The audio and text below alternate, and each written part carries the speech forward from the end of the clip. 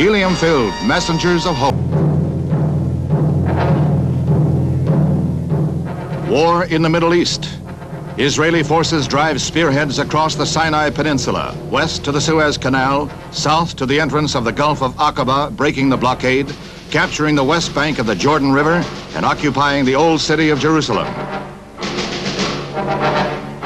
The first crippling blow came early in the four-day war, when the Arab Air Force was destroyed on the ground in air raids on 25 bases in 3 countries, Egypt, Jordan, and Syria.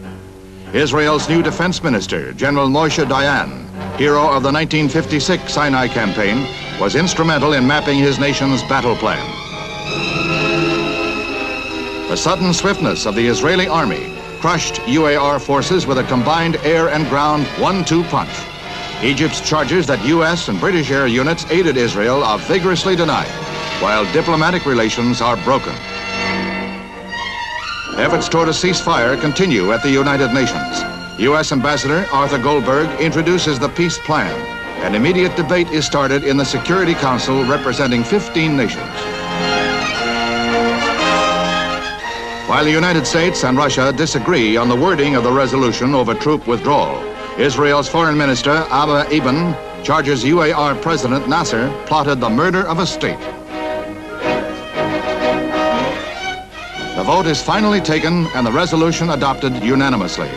Word continues to come from the battle zone, telling of sweeping Israeli victories. Next day, Egypt accepts the UN ceasefire, joining Jordan. This left Syria facing Israeli forces alone. The United Nations arena remains in the world spotlight because of the many questions raised by the short but decisive Middle East war. With Israel now controlling the Sinai Peninsula, all approaches to the Suez Canal, Old Jerusalem, Bethlehem, and the Gulf of Aqaba, the diplomatic struggle now begins.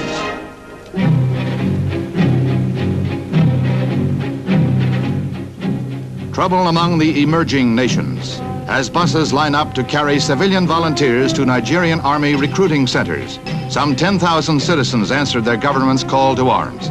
Nigeria's rebel eastern state, the Republic of Biafra, declared its independence, setting off an unofficial war. Even women leave their homes and jobs to volunteer for military service.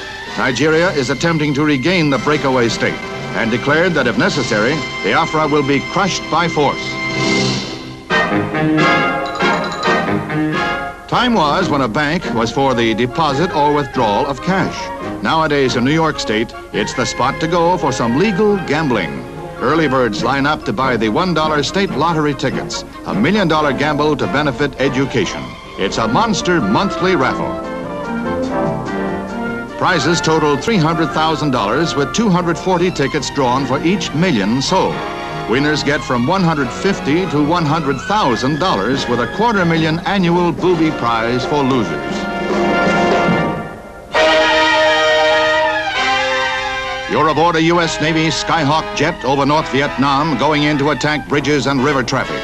Your weapons, rockets and bombs. These fighter bombers use the carrier Kitty Hawk as their home base. The airstrikes destroyed vital waterway links used by the Viet Cong to transport men and supplies. 2 bridges are wiped out, while several small boats are also accounted for. In one day recently, these jets flew over 125 attack missions on North Vietnamese targets.